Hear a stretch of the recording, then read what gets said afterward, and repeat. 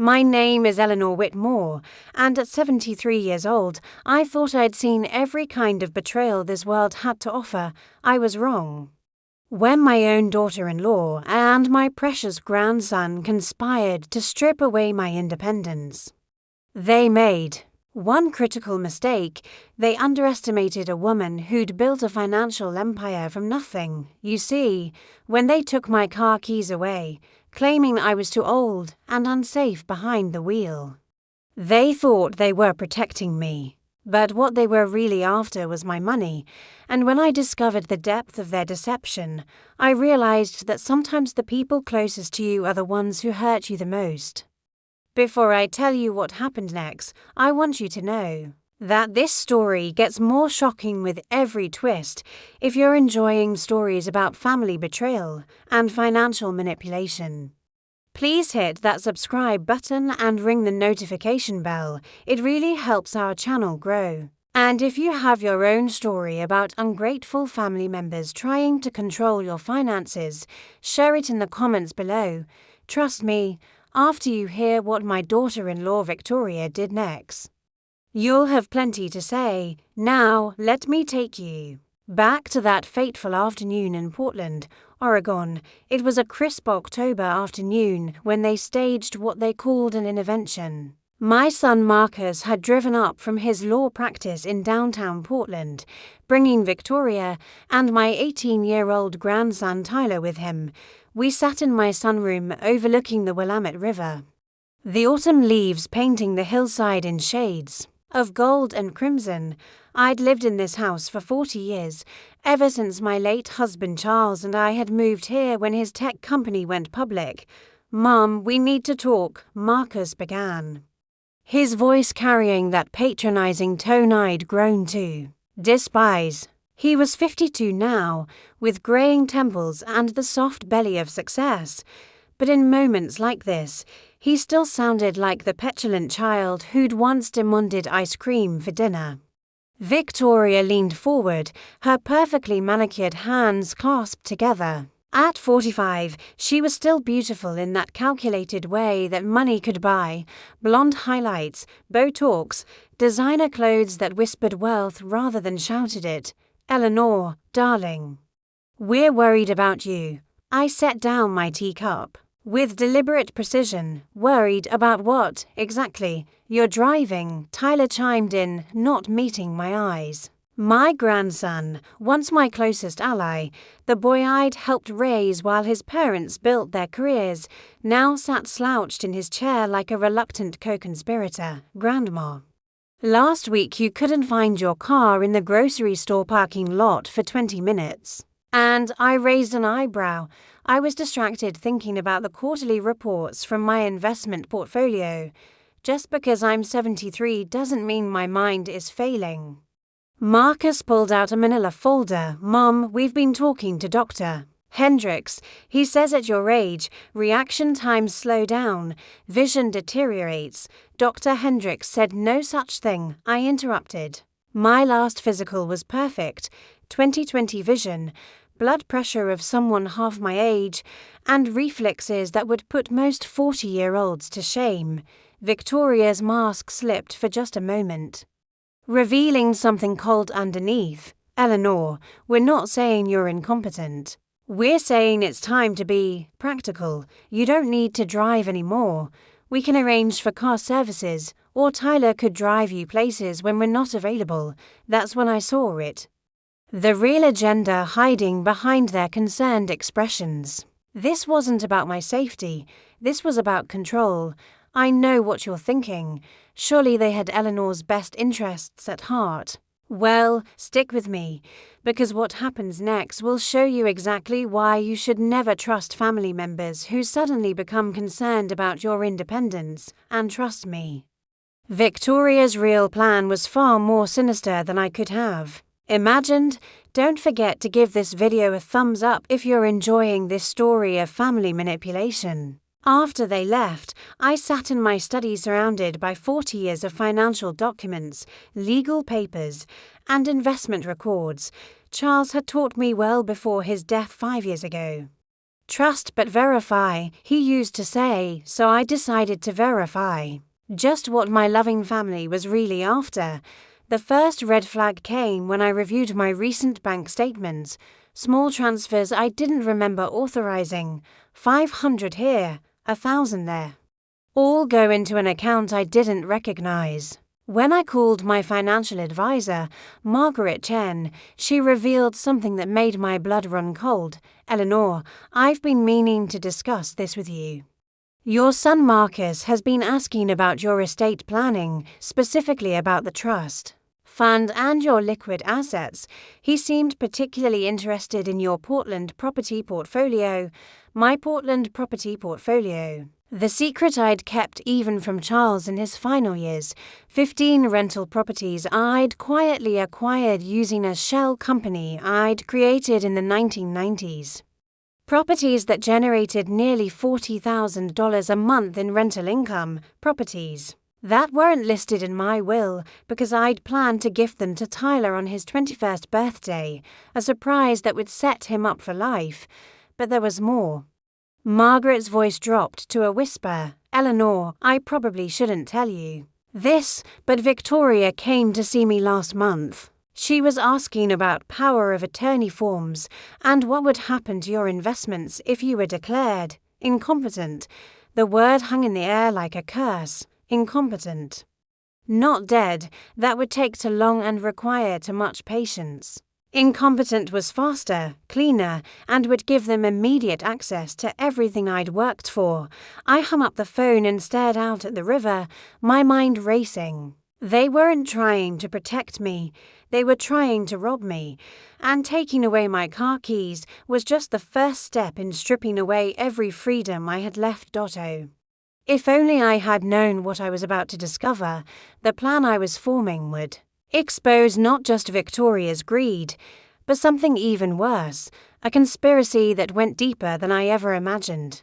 Make sure you're subscribed because this story is about to take a turn that will leave you speechless. 3 days later, Victoria arrived unannounced, carrying a leather portfolio and wearing the kind of smile that made me think of sharks circling. Prayed Eleanor, I hope you don't mind, but I brought some paperwork for you to review. She settled into the chair across from my desk like she owned the place. Marcus thought it would be easier if I handled the administrative details. She spread documents across my mahogany desk. Power of attorney forms, a revised will, and something called a family financial management agreement. I scanned the papers with growing fury. They wanted me to sign over control of my bank accounts, my investments, even this house. All under the guise of protecting my assets from potential fraud or poor decision-making due to age-related cognitive decline. This is quite comprehensive, I said carefully, not letting my anger show. Who drafted these documents? A friend of Marcus's from law school. He specializes in elder care legal issues. Victoria's manicured fingers drummed against the desk. Eleanor, I know this seems overwhelming, but think of it as insurance. We're not taking anything away from you. We're just making sure everything is managed properly. By properly, you mean by you and Marcus? Well, yes. Who else would you trust? I set the papers aside and looked directly into her eyes. Victoria, I need time to review these documents. With my own attorney, I'm sure you understand. Her composure cracked slightly. Eleanor, really, there's no need for outside lawyers. This is family business. Marcus feels very strongly that we should keep this between us. I'm sure he does. I stood up. A clear dismissal. I'll let you know my decision in a week, after. She left. I called my attorney, David Reeves, a man I'd known for 20 years. What he told me made everything crystal clear. Eleanor, these documents are legal, but they're also incredibly broad. If you sign them, you'd essentially be giving up all financial autonomy. They could move you to a nursing home, sell your house, liquidate your investments, all without your consent, as long as they claim it's in your best interest. Can they do this without my signature? Not unless they can prove you're mentally incompetent in court. But Eleanor, his voice grew serious, be very careful. If they're this determined, they might try to create situations that make you appear confused or unstable. What I did next was risky. Some might even call it dangerous, but sometimes you have to fight fire with fire to protect everything you've worked for. And the trap I was about to set would reveal Victoria's true character in ways I never could have imagined. If you're loving this story of family betrayal and financial manipulation, hit that like button to show your support. I spent the next week crafting the perfect deception. If Victoria and Marcus wanted to play games with my money, I'd give them a game they'd never forget. First, I created a fake document. A trust fund worth $2.3 million that I'd supposedly hidden from the family, earmarked for emergency family needs. I had my graphic designer friend, Patricia, create official-looking letterhead for a non-existent law firm in Seattle. The document detailed how this secret fund could only be accessed by someone with full power of attorney over my finances. Then I did something that broke my heart, but was absolutely necessary. I told Tyler about the secret fund, Grandma. Are you serious? Tyler's eyes lit up as I showed him the fake documents in Mr. You have another trust fund that Mom and Dad don't know about. It's complicated, sweetheart. Your grandfather set it up years ago as a safety net. But here's the thing, I can only access it if I give someone power of attorney over my other accounts. I've been thinking about asking your mother to help me with this. Tyler's reaction told me everything I needed to know. Instead of asking why I hadn't mentioned this before, or suggesting I handle it myself, he immediately said, "You should definitely tell Mom about this. She's really good with financial stuff." Within hours, Tyler had told his parents about the secret fund. Victoria called that evening, her voice practically vibrating with excitement. "Eleanor, Tyler mentioned you have some additional assets we weren't aware of. I think it's wonderful that you're finally ready to let us help you manage everything properly." "Well, it's quite complex," I said, playing my part perfectly. "Charles set up this emergency fund, but it requires full financial power of attorney to access. I wasn't sure if I should mention it.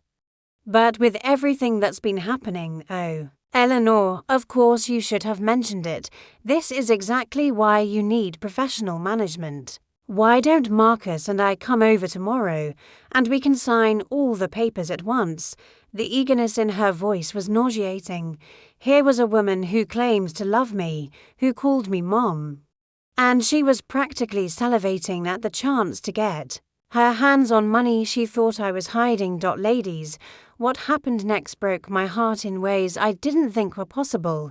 Just when I thought I knew how low Victoria would sink, she found a way to go even lower, and she dragged someone I loved into it. If you have family members who've ever made you question their motives around money, you're going to want to hear this next part. Please share this story with someone who needs to hear it. The next morning, they arrived like vultures circling a corpse. Marcus carried his leather briefcase, Victoria had her portfolio of documents, and Tyler avoided my eyes entirely. "Grandma," he said quietly as his parents spread papers across my dining room table, "I want you to know that Mom and Dad explained everything to me about how you've been getting confused lately, forgetting things. They showed me the grocery store security footage of you wandering around the parking lot. My blood turned to ice." "What security footage?" Victoria looked up from the papers, feigning sympathy. "Eleanor, you seemed so embarrassed about the incident that we didn't want to upset you by mentioning it.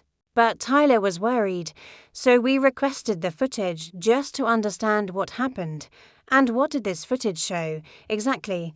Marcus cleared his throat. "Mom, you spent 23 minutes walking in circles, checking the same cars over and over. At one point, you tried to get into someone else's vehicle. I stared at my grandson, the boy I'd taken to baseball games and science museums. The young man whose college tuition I'd paid without question. Tyler, do you believe I'm losing my mind? He finally met my eyes, and what I saw there shattered something inside me. Pity. He pitied me. Grandma, I love you. But maybe it's time to let Mom and Dad help you. They're not trying to hurt you. They're trying to protect you. Victoria moved swiftly, sliding the power of attorney documents in front of me. Eleanor, this is what's best for everyone. You'll still live here, still have everything you need. We'll just handle the complex financial decisions.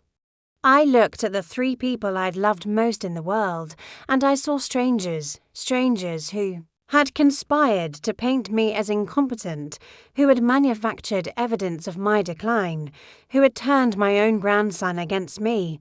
But they'd made one crucial error. They assumed I was the same grieving widow they'd been manipulating for months.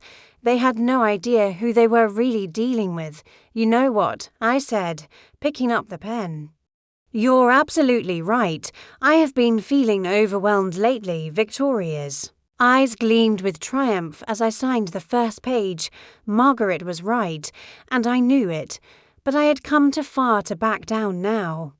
What happened at the downtown law office the next day would change our family forever, and the look on Victoria's face when she learned the truth was worth every moment of pain I'd endured. Get ready for the most satisfying confrontation you've ever heard. The meeting was set for 2 p.m. at David Reeves's law office downtown. Victoria and Marcus arrived exactly on time.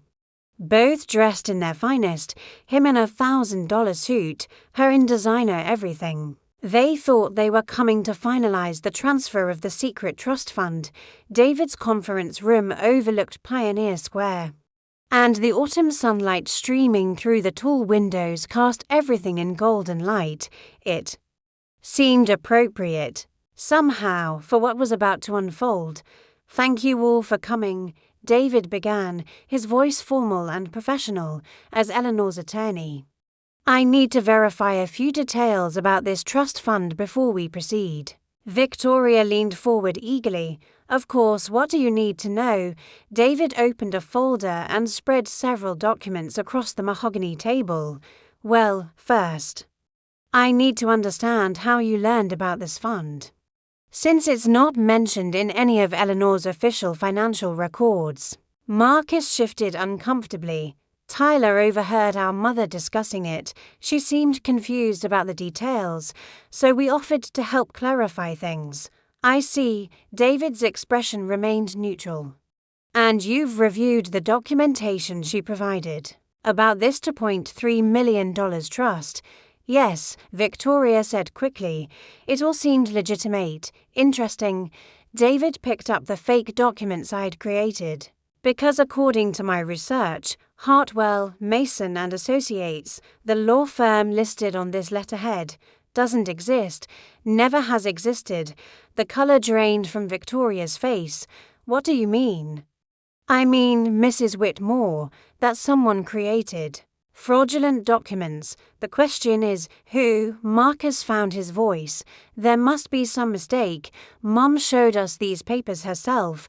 David looked directly at me. Eleanor, would you like to explain? I stood up slowly, enjoying the moment of suspense. Certainly. You see, Marcus, Victoria, when you started pressuring me to sign over power of attorney, I became suspicious, so I decided to test your motives, test our motives. Victoria's voice was shrill. What are you talking about? I created fake documents about a non-existent trust fund. I told Tyler about it, knowing he would immediately run to you with the information, and you know what happened. Instead of suggesting I verify the documents independently, instead of questioning why I'd never mentioned this fund before, you immediately tried to manipulate me into signing over control of all my finances. Marcus was shaking his head. Mom, we were trying to help. No, Marcus, you were trying to steal from me. I walked to the window, looking down at the bustling street below. David, please show them the real documents. David opened another Folder. These are printouts of Eleanor's actual financial records. The rental property portfolio generating $40,000 a month. The investment accounts she's managed independently for decades. The charitable trust she's been funding anonymously. Eleanor Whitmore isn't a confused old woman who needs managing. She's a financial genius who's been supporting half this family without you even knowing it. Victoria's mask finally slipped completely. You conniving old witch. Do you have any idea what we've been through? Worrying about you, trying to protect you. Protect me. I turned back to face them. You manufactured evidence of my incompetence. You turned my grandson against me. You forged my signature on preliminary documents. Yes, David found those too. You didn't want to protect me, Victoria. You wanted to rob me. Marcus slumped in his chair. Mom, we never meant. Yes, you did. My voice was steel. You meant every bit of it. And now you're going to face the consequences. David slid a document across to Victoria. This is a cease and desist order. Any further attempts to manipulate Eleanor's finances or question her competence will result in criminal charges for elder abuse and fraud. Victoria's hands were shaking as she read the document. You can't do this. We're family. Family doesn't steal from family, Victoria. Family doesn't lie and manipulate and conspire. I sat back down, feeling strangely calm. You have two choices. Sign this document agreeing to leave my finances alone, or face criminal prosecution. Choose wisely. Trust me, watching Victoria's face as she realized she'd been outplayed was one of the most satisfying moments of my life. But this story isn't over yet, because sometimes the people who hurt you the most are also the ones who need your forgiveness most. Stay tuned for the emotional conclusion that will restore your faith in family. The silence in that conference room stretched on for what felt like hours. Victoria signed the cease and desist order with shaking hands, her designer composure completely shattered. Marcus couldn't even look at me. But it was Tyler's reaction that broke my heart all over again. Grandma, he whispered, tears running down his cheeks. I'm so sorry. I thought they said you were getting sick, that you needed help. I didn't know they were lying. I reached across the table and took his hand. Tyler, sweetheart, you're 18 years old. You trusted the adults in your life to tell you the truth. That's not your fault. But I should have known better. You've always been so sharp, so together. How could I believe you were losing your mind? Victoria stood abruptly, her chair scraping against the floor.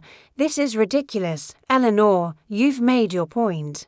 Can we please just go home and forget this whole mess happened? No, Victoria, we can't. I stood to face her, because this isn't just about money or legal documents. This is about trust. This is about love.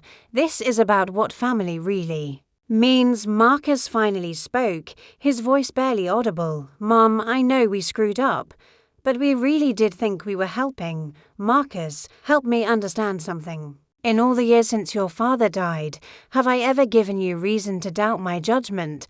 Have I ever made poor financial decisions? Have I ever been anything other than completely competent? He was quiet for a long moment. No, you haven't. Then why did you believe I suddenly needed managing? Victoria answered before Marcus could. Because you're 73 years old. Because people your age lose their faculties. Because we've seen it happen to other families. Other families, Victoria. Not this family. Not me. I walked to the window again, gathering my thoughts. You know what I think really happened? I think you saw an opportunity. A wealthy widow with no husband to protect her interests. A woman who might be manipulated if you just played your cards right. That's not true, Marcus protested, but his voice lacked conviction, isn't it, Victoria? When was the last time you visited me just to spend time together? When was the last time you called to ask how I was feeling, not what I was planning to do with my money? The question hung in the air, unanswered. Tyler squeezed my hand. Grandma, I visit you all the time. Yes, you do, sweetheart, but tell me, honestly, in the past few months, haven't your parents been asking you questions about what I say during our visits, about whether I seem confused or forgetful? His face crumpled. Yes. They said they were worried about you. I turned back to face Marcus and Victoria. Here's what's going to happen, Marcus. You're going to continue being my son, because I love you despite your poor judgment. Victoria, you're going to decide whether you want to be part of this family, for the right reasons, or whether you want to keep looking for opportunities to profit from it. What does that mean? Victoria asked. It means that trust, once broken, has to be rebuilt slowly. It means that Tyler is still getting his trust fund on his 21st birthday, because he's innocent in all this, but it also means that you need to do some serious soul-searching about what kind of people you want to be. David cleared his throat. Eleanor, what about the transfers that have already been made from your accounts? Every penny will be returned, Marcus said quickly. Mom, I swear, we'll return everything. I know you will, I said simply, because if you don't, I'll file criminal charges. But Marcus, that's not why you should return it. You should return it because it's the right thing to do. 3 weeks later, Tyler came to visit me alone. We sat in my sunroom, drinking tea and watching the river flow past my windows. The autumn colors were fading now, but there was something peaceful about the bare branches against the gray sky. Grandma, I want you to know that I've been thinking about everything that happened, and I realized that you didn't just outsmart Mom and Dad. You taught them something important about respect and honesty. You taught me something too. What's that, sweetheart? That just because someone is older doesn't mean they're weak. And that just because someone loves you doesn't mean they always have your best interests at heart. I smiled and patted his hand. Those are hard lessons to learn at 18. Yeah. But important ones. He was quiet for a moment. Grandma, you really going to give me all those rental properties on your 21st birthday, as planned? But Tyler, I want you to promise me something. Anything. Promise me that you'll never forget what wealth really is. It's not about the money in your bank account or the properties you own. Real wealth is about the people who love you for who you are. Not what you have. It's about integrity, kindness, and the courage to do what's right even when it's difficult. I promise. Grandma, Marcus and Victoria did return the money, every cent. Victoria even wrote me a letter.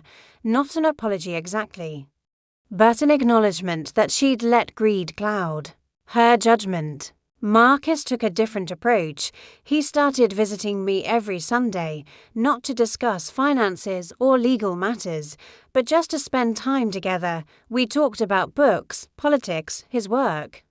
My memories of his father. Slowly, carefully, we began rebuilding what they had tried to destroy. And my car keys. I kept driving for 3 more years, until I finally decided on my own terms that it was time to hire a driver. Not because anyone forced me to, but because I chose to. Because real power isn't about proving you can do something. It's about having the wisdom to know when you don't need to prove anything to anyone. You see, ladies, they thought taking my car keys would make me dependent on them. They thought controlling my finances would give them power over my life. But what they didn't understand is that true independence isn't about what you can do, it's about who you choose to be. And I chose to be someone who fights for what's right, who protects what matters, and who never, ever lets anyone underestimate the power of a woman who's lived long enough to know exactly who she is. If this story resonated with you, if you've ever dealt with family members who tried to control or manipulate you, please share it with other women who need to hear this message. Don't forget to subscribe for more stories about strong women who refuse to be underestimated. And remember, your age isn't a weakness, it's your greatest strength. You've survived, you've learned. And you've earned the right to make your own decisions. Never let anyone take that away from you.